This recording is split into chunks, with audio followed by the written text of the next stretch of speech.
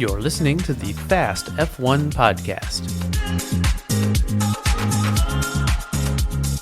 Hello again, everyone, and welcome back to the Fast F1 podcast with me, Danny Kane. And I'm Eddie Kane. And today we are recording in our car because we are at the track at Road America for it's that time of year again. Yep, so we're at the track at Road America for the IMSA Sports Car Weekend. We're sitting outside, well, actually inside of Turn 3 at Road America. We're within sight of the Briggs and Stratton Bridge, which is now actually called the Aaron's Bridge. And also, the IMSA Sports Car Weekend is now called the Modal Grand Prix or something like that. Road America Grand Prix. Yeah, something like that. But we're not here to talk about that, at least not yet. Not yet. No. We are here to talk about the Belgian Grand Prix of 2025, which was a bit of a snooze fest, in my opinion. Quite a bit of a snooze fest. Yeah, so certainly there have been more exciting races. This season and last season. Yeah, well, that's true. It looked like it was worse than last season, which is quite crazy, to be honest. Well, so let's start. Well, we'll get into the race and why it was boring, but let's start with some news. Any kind of news that happened between Belgium and now? So we should also say we're recording on Friday night before the Hungarian Grand Prix. So free practice 1 and 2 for the Hungarian Grand Prix has already happened. Yes. I haven't looked at the results of the Formula 1 practice at all. The only thing that I know about it is that Max Verstappen threw a towel out of his car. Yeah, apparently so. We'll get to that in a moment. I have looked at it, but luckily before we left to go to Road America, and before I had even done any of this, I think 2 nights ago, maybe it was yesterday night, again, it's Friday, I had already put in my predictions, luckily. So it still works, luckily. So that's good. So our predictions later, we're both going in blind, so to speak. We are. Somehow we managed it. Yep. So anyway, as far as the Belgian Grand Prix, between then and now, anything to speak of news-wise in Formula 1? Well, before the Belgian Grand Prix and a little after the Belgian Grand Prix, there have been super heavy rumors involving George Russell, Kimi Antonelli, and Max Verstappen. Who would get the Mercedes seat? Well, now we know, as of yesterday, that Verstappen himself has commented, he will be staying with Red Bull. Yeah, and Helmut Marko indicated something to that effect back in on Monday. Yeah. Effectively trying to confirm that Verstappen was not going anywhere for the 2026 season. But it does appear that a contract for Russell for next year is right on the horizon. Rumors are it'll be a multi-year deal, which that'll be good for him. Yeah, and Kimi as well, I hope. Well, we'll see what they do with Antonelli. It's kind of crisis mode at the moment for him. He's had a tough run of form in the last 3-4 races. He's not done as well as one might have hoped. That's mostly because of not his fault, but mainly the team's fault. Well, some of it is that, but his qualifying and his performance at Spa was definitely pretty poor. Well, so was Hamilton's, when you think about it. Hamilton did not qualify well for the sprint or for the main race. He made up a few positions in the sprint, made up a ton in the main race. Oh, yeah. Went from 18th to 7th, I think. So, either way, we'll have to see what happens with Antonelli for next year. And Hamilton, actually, because I've been seeing a few rumors, and as crazy as this would be, I could see it happening. Okay. This would be more crazy than Hamilton's Ferrari move. Which is? When you think about it, Hamilton knows a lot with Mercedes. Mm-hmm. He could go back to Mercedes. No, he's not going to go back to Mercedes. No way. Wait, and Antonelli could go to Ferrari. They are both Italians. Yeah, that's not going to happen. No way. I agree with you. It can't happen, but it's all over the place right now. I'm saying no, there's no way either. No. Hamilton will be at Ferrari until he retires. I'm sure he will be. So then, let's get into the Belgian Grand Prix. So there was only one practice session because it was a sprint weekend. Indeed. So not much happening as far as practice, just a relatively normal practice. Yeah. Then we get into the sprint race. The sprint qualifying eliminating Q1 was Antonelli and Hamilton. Yeah. What? And for the first time ever, Hamilton, he said, I don't think it is, I highly doubt it is, but he said that it was, in the post-interview, he said that it was his first time having a rear lock. Oh, yeah, because he locked the rears going into the bus stop chicane at the end of the lap.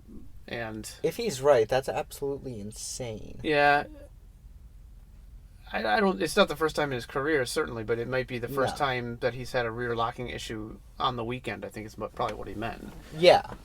Yeah, or maybe in the Ferrari, something along those lines. So yeah, he was at a loss to explain what had happened with that. Verstappen ended up on pole. He did.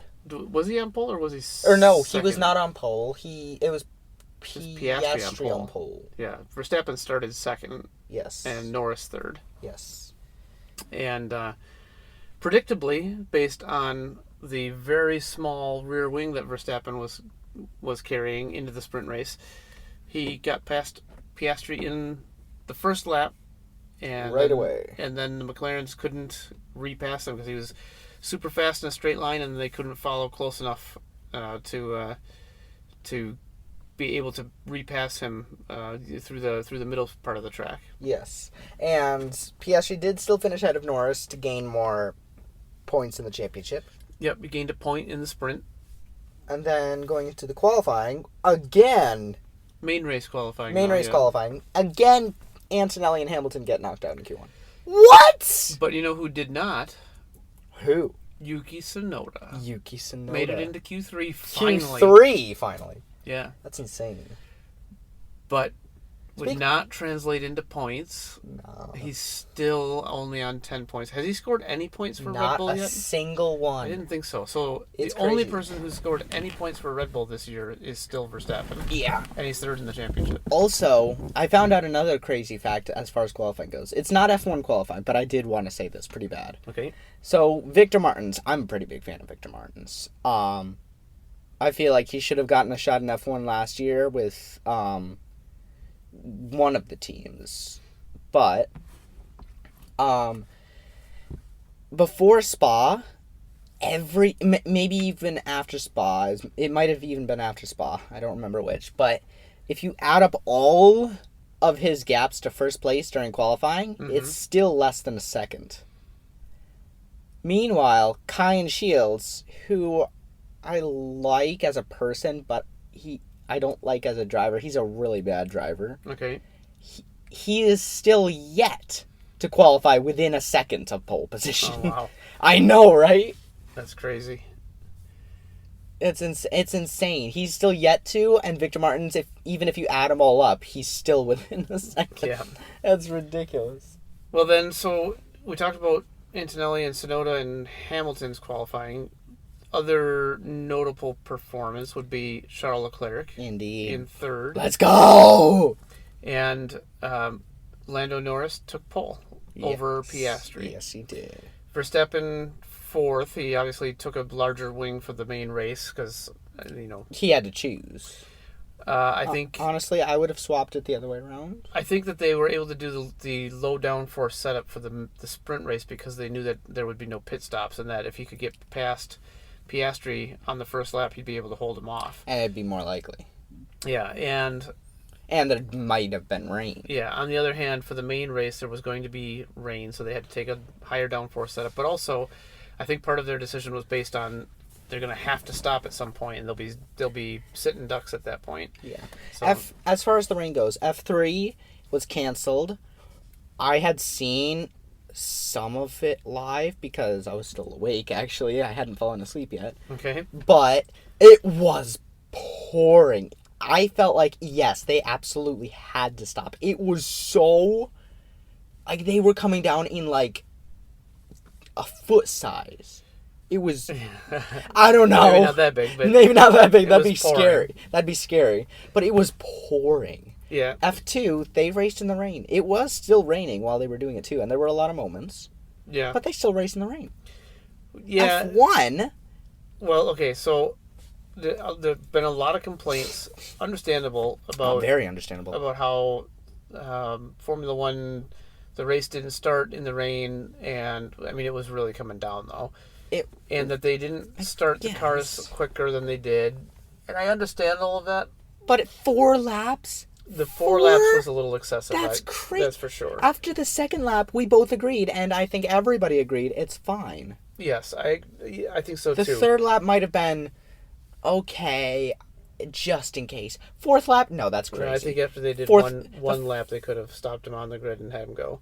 The fourth lap, everybody has to disagree with that. That is ridiculous. Well, I know safety in Spa, especially at Spa, can get really, really yeah, anxious. dangerous track. I know. Very, very dangerous. So here's the thing, though. But it's crazy. With the modern F1 cars, though, they're such heavy cars that are so reliant on downforce to be able to operate. Which is when you brake easier. Yeah, they are always on the edge on a wet track of hydroplaning, unless there's either so much water that they're in danger of hydroplaning, or there's enough water that you can't see if you're, the second car in line or further back. Just the spray is crazy.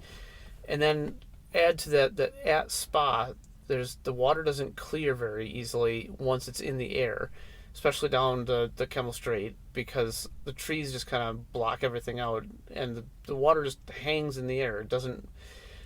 Also, F1 cars do such a good job of throwing the water into the air, and then just away from the track. Yeah, that way they can create a dry line and they don't have to go off. Yeah, I think a part of the solution, which is not going to happen, but a part of it, a solution could be smaller, lighter cars that aren't as reliant on downforce. That won't happen. Because at that point, the car is already... You're not going to be on the verge of a major crash if you slide a little bit, because you're going from a ton of downforce to no downforce. Well, I mean, it depends. Every little bit... I mean, if you have a minor oversteer, depending on where you are on the street, like if you're in the middle of Eau Rouge, yeah, that's going to be a pretty big moment. But it's very unlikely that you will have that big of a crash. My point is, though, that they're so reliant on the massive amount of downforce that they get, that when they break traction, they're going at such a speed that there's no recovering, and it's a major accident at that point, or it could be. Which is why they make sure they can prevent it. If your car already has not much downforce and relies more on mechanical grip, you're going at a slower speed and a more manageable mechanical grip if it breaks grip. And, a lot of racers have said for a long time, and I agree with it, that you want to improve the racing, you take downforce away from the cars. I totally agree with them as well. Give them more mechanical grip and less aerodynamic grip. Less aero. Which, as far as the aerodynamic grip goes, 2026 we will be losing a little bit of it. Yeah, there'll be a little bit. But not much. There'll also be an entirely different power unit in those cars. It'll be an interesting change of scenery. I'm excited for 2026. I was way more excited for 2025, though. I'm leery of 2026. The fact that it's such a massive change. It's in 2009 they had a technical regulation change where it was an aero formula, and then in 2014 it was a engine formula. And both seasons were absolutely insane changes. Mercedes were all of a sudden good.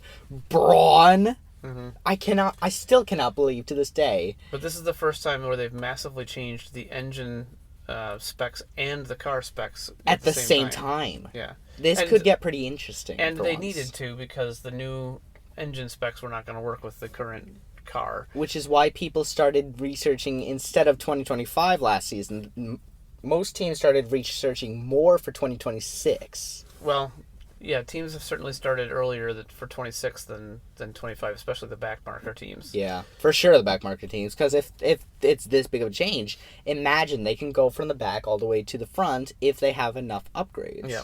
Well, we've wandered off the Belgian Grand Prix. We have. So let's head into... Lap 1, turn 1. Yes. Norris does a fine job of losing the lead again. Again!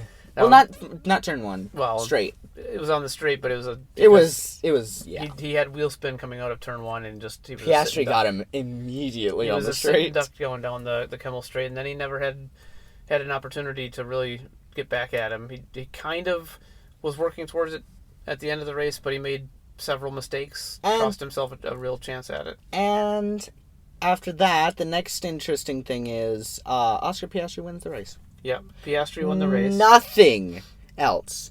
I cannot believe we still have this circuit. I've never been a big fan of Spa. I haven't either. I understand that it's a classic track and it's a fun track to drive, maybe. It's because it's got a lot of interesting elements to it. But it's also a boring race. It's a tragic race sometimes. Well, it can be, sure.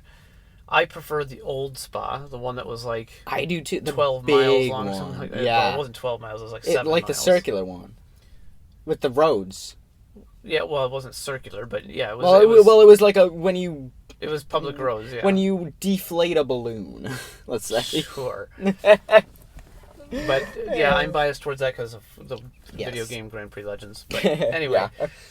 You love that game. I absolutely love that game. It's still one of my very favorites. Yeah, it is your very favorite. So, who do you think had the best day? Lewis Hamilton. Oh, 100% Lewis Hamilton. I disagree. Oh, he might have had the best recovery driver. Well, he had the best day. Oh, best day. Let me think about this one. Piastri's up there. Piastri's up there because he won the race. He'll be happy that he gets to extend that. I think Alex Albon is a good shout too.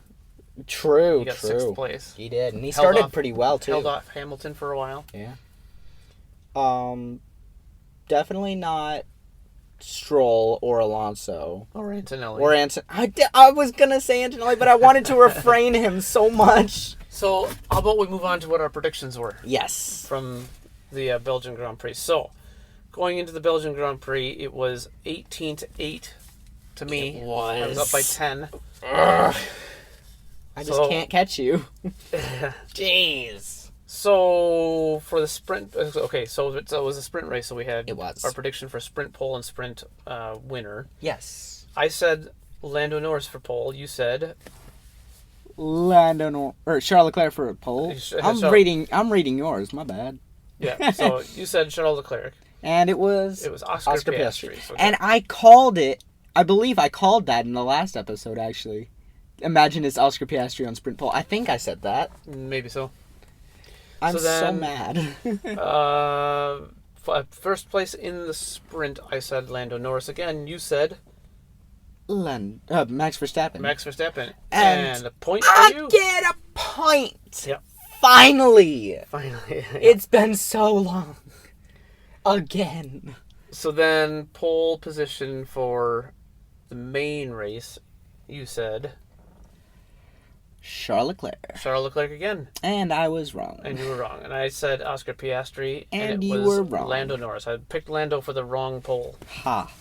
So for fastest lap, I also said Piastri, and you also said Leclerc. Yes. And both of us were wrong, because it was... Really, Antonelli got the fastest lap. I hadn't realized that. He did. So he did come out of the weekend with something. That's why I'm not this miserable right now. Okay. That's the only reason I'm not. I don't know if you can say that he came out of anything for that. That point doesn't mean anything. It's not a point It anymore. means he's the fastest person on the track at the race.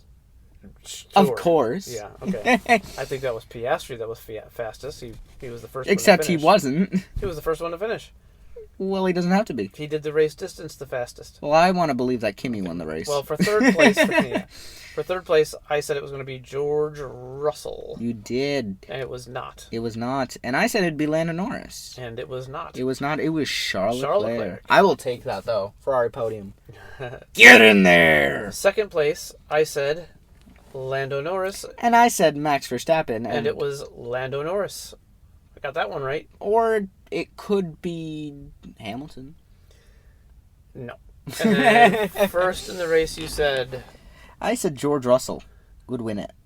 I don't think he really got a sniff of the lead, did Not he? even close. He finished fifth, so not bad, but not ever in contention for the win. I said Oscar Piastri, and it was Oscar Piastri. So you another outscore me again! point. Two points for me. What and is one this? to you. Like, I think this is every race but one at this point. Seems a bit like it. I think the only race that I've actually outscored you is Austria. That's because I'm so much better than you. Oh, come on. All right. So our wild predictions. I said Max Verstappen will not be in the top 5 in the sprint or in the Grand Prix. You got that I was wrong on both of them. Right away. He won the sprint, and he was 4th in the Grand Prix. I was also really darn wrong because I said Leclerc would crash out of both races. He got 3rd in one of them, maybe 3rd in the other, actually. He didn't get 3rd in the sprint. No. Where did he finish? I think he finished 4th. I think it was 4th in the sprint. Oh, God. Yeah. I really sucked. So I said he'd get pulled for both of them as well. Yeah, so 2 points for me and 1 for you on the week, which brings the total up to 20-9 to me. 11 points? How am I going to do this? I have a lead of more than double your points. Oh, my God. Why? It could be worse. It can't. It could be raining. Must be the rain. Yeah. Must be the water. Must be the water. That's what it... I messed it up. All right, so let's move on then to our predictions for the Hungarian Grand Prix. Again, Yes. I don't know anything about what's happened because I haven't watched... I don't know anything about the practice sessions. And I put mine in a day before, so I didn't know anything either. So I'm going to say for pole position, Lando Norris. That's a good guess. I think he's been really strong at this track. He has last year, for sure. Last year he was really strong at it, even though he didn't win the race. 2023, I think he actually got a podium at this track too. I don't remember, but I don't either. last year he led most of the race until he finally gave the position back to Piastri. Which I still feel like is such a dumb thing. I feel like he should. Well, no, I don't have any problem with that. He should never have had the lead in the race to begin with. Yeah, he should have. He started on pole. But he lost pole position to Piastri. He only got it because back. he was forced wide by Max. Doesn't matter. Yeah, it does. No, it doesn't. Because Piastri got ahead of him, and then Lando only got the lead back because the team were trying to protect the 1-2. So, yeah, I think it was fine. Anyway, okay. You're saying who are you saying for pole position? Kimi Antonelli. You're going with your boy Kimi. Woo! What about fastest lap? You're looking at my predictions now. I am now. Yeah. Yeah. What about fastest lap? Who do you got for fastest lap? Kimi Antonelli. His mind. I'm noticing a trend here. I'm gonna say one of the Ferrari drivers for fastest lap, but not Leclerc. It'll be Hamilton. I'll take it. Hamilton is definitely very good at this track. Hamilton. I think he's won here 9 times, maybe at least 8. But he's won here 8 times. 8 times, okay. He's won 9 at Britain. Okay. Which is crazy because that's the record at any track, let alone his home track. All right. So who do you have for third place? Look at your predictions. Who do you have for third place? Oscar Piastri. Oscar Piastri. Okay. Championship leader. Could see that. I could too. I am going to go with a bit of a outside. If you say Nico Hülkenberg again, Hülkenberg, no. he'll get not that crazy. He'll get a second one. Let's go. No, it is Carlos Sainz. Yes, sir. I will take it. Your old favorite driver. That's my old favorite driver. I will take that. I like that. Second place. You're doing it because you know you've already won this. You could do anything. You could say Gasly in first for all. Maybe I think that Sainz is on for a good race. Albon got 6th place last time out. All right, second place. I'm going to go a little bit. Imagine you get a little that bit right. more normal for second and say Oscar Piastri. Okay. For second, you have Lando Norris. No McLaren win. Yeah, you're not predicting a McLaren win. What? So who do you have for first place? Knowing now that your pole and fastest lap are Antonelli, are you going to back him again for the win, or are you going to go with someone else? I'm going to say pole position, or the win. I'm going to say the win will go for Kimi Antonelli. Antonelli and for all I three, have a big reason. He has won at this track in the dry in Freca. He's won at this track in the wet in F2. Surely. He's the last time, 2 times he's been at this track in the series, not in every race, but in the series, he's won here. Gotta have a good car. He's had all sorts of types of cars at this point. I'm saying that he doesn't necessarily have a good car this year. Yeah, he does. He's got the second place car. Third place. They're in third. Well, they're the second best car. I love you, Ferrari, but you're really not meant to be in seconds. I want you to be so bad, but you're not meant to be. Okay. So I said Piastri for second, and Sainz for third. So Norris going to get the win. So Lando Norris will not get the win. What? Because I'm going to say George Russell. Your boy Lando Norris. So I'm backing my boy 100%. You're throwing your boy out the window. I'm saying he's going to get the pole, and he's not going to get the win. Wow. Or a podium. Wow. As much as it pains me to say that.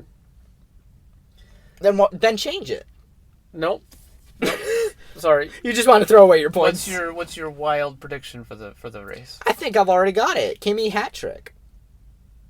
So you're gonna go for all of that and make that your wild. How prediction? could I not? Well, that's definitely.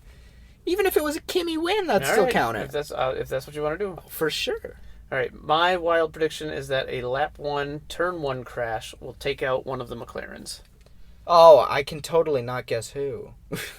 Well, I've said that Lando Norris won't finish on the podium, but I'm not saying that it'll be Norris in that. Yeah, because you're not confident enough in yourself. Well, because if the crash happens and it takes out Piastri, I still get that point. Imagine that happens. Imagine that happens. Yeah. I will literally throw the computer. Yeah, okay. That belongs to you. So, I think that'll about wrap it up for the Belgian Grand Prix review and our predictions for the Hungarian Grand Prix. As far as Hungary goes, I've watched some of it, and he's seen the towel thing. Holy cow! Why?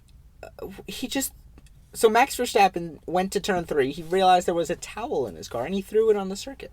So did they say if he got a penalty of any sort? He just got a warning. What? Like a reprimand? No, just a warning. Isn't that crazy? I would give him at least a fine.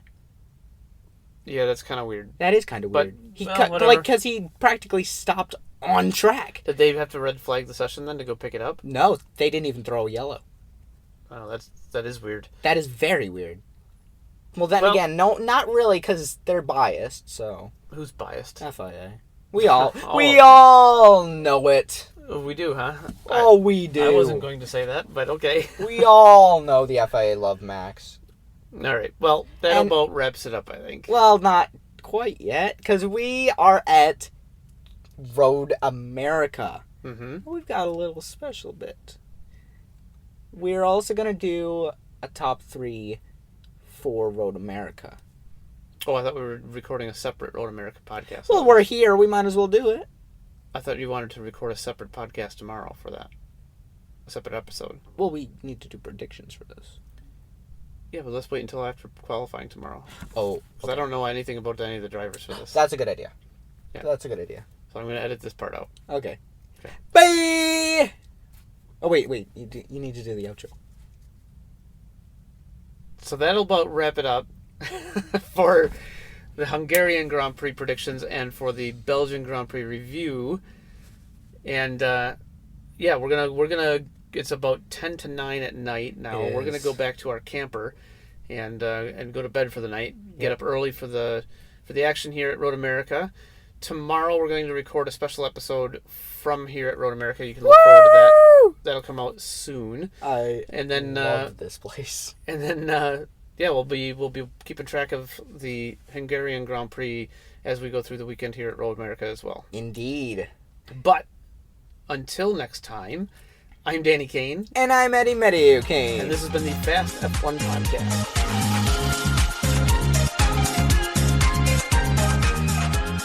Fast F1 is produced by Danny Kane and Eddie Mediao Kane. All rights are reserved. Music is performed by Alex Zavessa. Thanks for listening.